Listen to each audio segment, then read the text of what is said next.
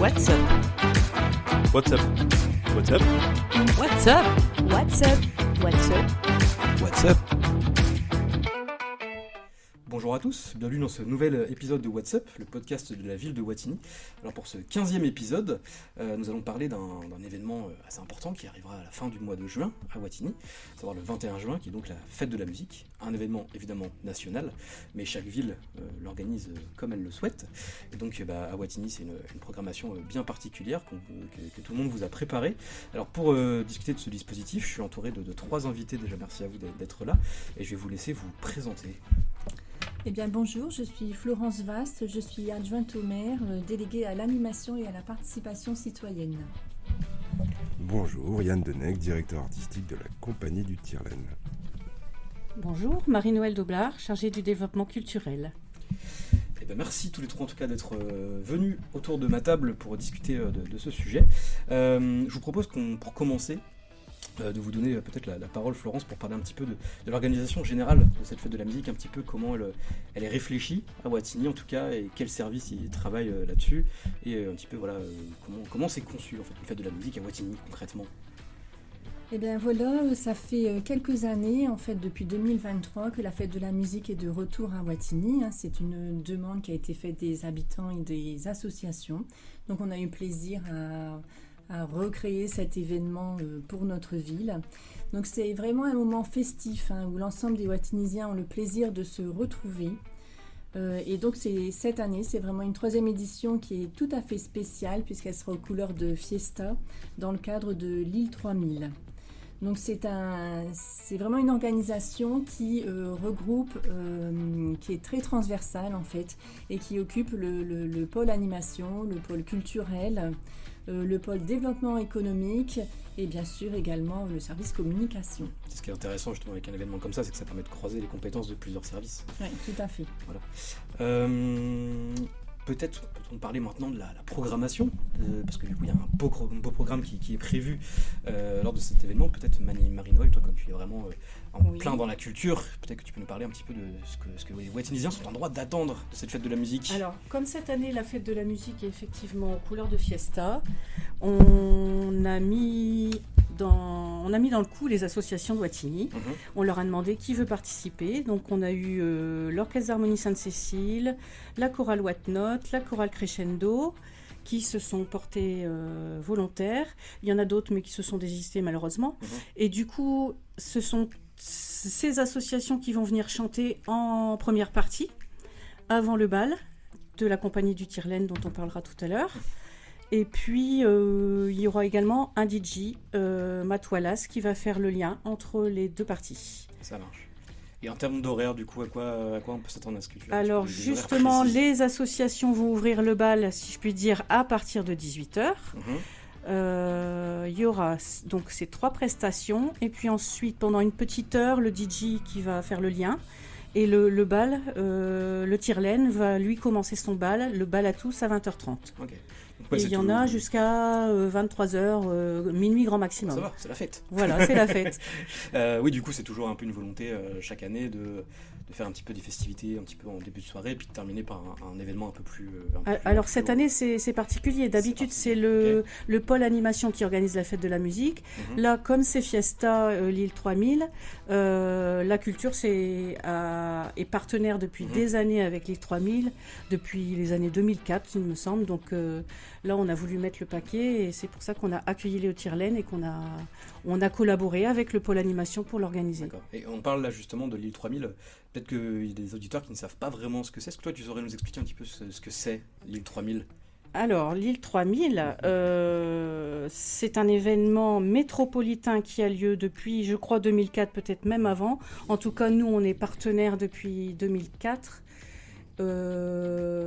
Et ça consiste en plein d'événements culturels à travers la métropole et même maintenant, ça s'est élargi à la frontière, je crois, Et tous les 4 ans, à chaque fois, il y a, oui, tous les 3 ou 4 ans. La dernière fois, c'était en 2022, on a accueilli Utopia sur la plaine du Village Expo. C'était un bel événement culturel aussi.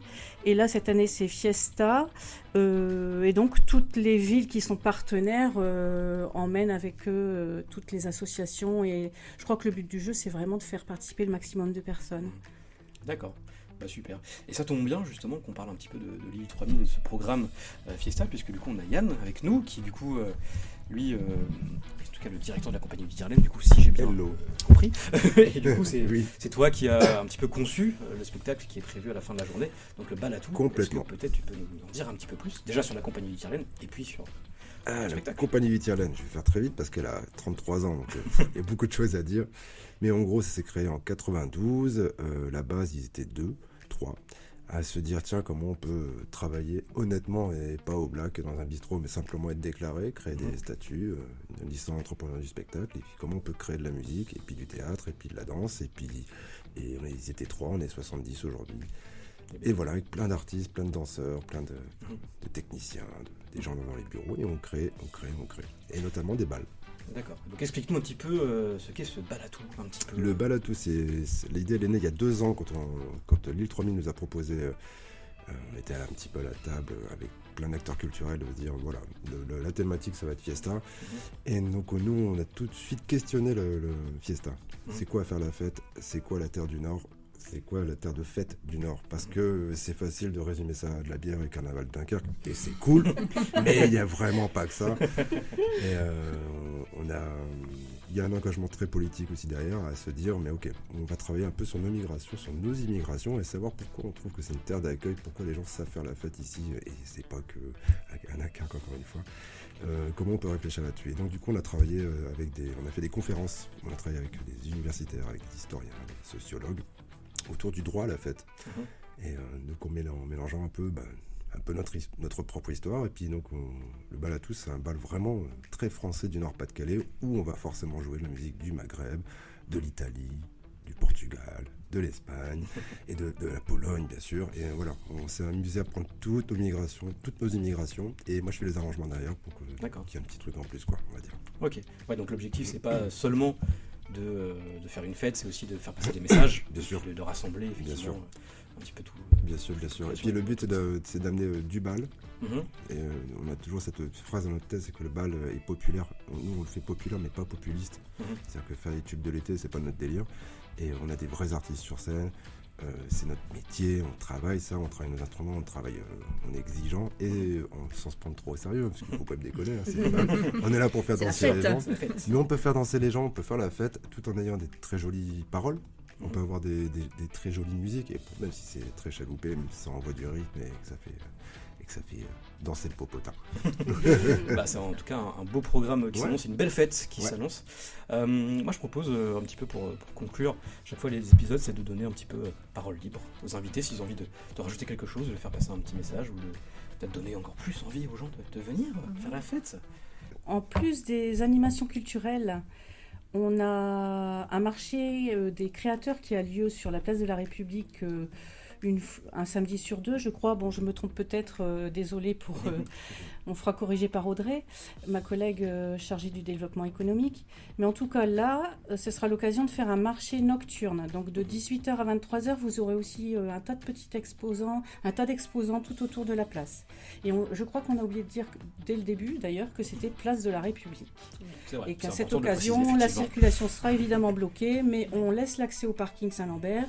Mais c'est fortement conseillé de venir à pied. Attends, qui a envie de prendre la voiture pour Voilà. venir faire la fête? Viens faire la fête ou pas prendre la voiture. Et voilà, Et on ne reprend pas la voiture après avoir fait la fête. Surtout important de le dire aussi. tout à fait. Pour rappeler justement que la place de la République donc, va être fermée à la circulation, parce qu'évidemment, on vous attend tous. J'espère qu'il y aura vraiment, et je pense qu'il y aura vraiment, enfin si la météo le permet, vraiment beaucoup de monde au rendez-vous.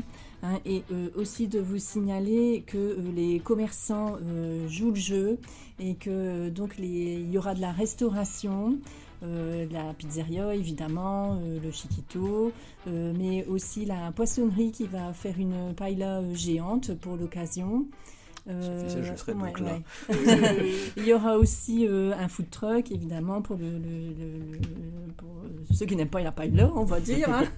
Voilà. Et puis, je voulais aussi saluer vraiment les services techniques, les services municipaux, l'ensemble des agents et des équipes techniques pour tout le travail qui est fait, qui a déjà été fait donc en amont et qui sera fait le jour J, parce que c'est vraiment du gros boulot et je veux dire sans eux il n'y a rien de possible hein, de toute façon, donc je voulais en profiter pour leur dire un grand merci. Voilà. C'est vrai que parfois on pense pas tout le temps à eux, mais c'est vrai que sans eux pas grand chose serait exactement. Et voilà, donc on vous attend, on a dit du coup la place de la République, c'est 18h à 23h, c'est ça, donc le 21 juin, premier jour de l'été en plus je crois, ça tombe bien, dis donc. Oui. C'est possiblement pour ça que la date nationale a été choisie d'ailleurs. Exactement.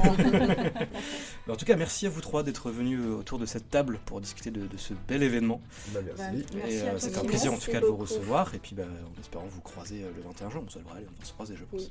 C'est certain. Donc voilà, écoutez, n'hésitez pas, vous, chers Watiniens qui nous écoutez, si vous avez besoin d'informations supplémentaires, etc., de toute façon sur tous nos réseaux sociaux, on communique là-dessus.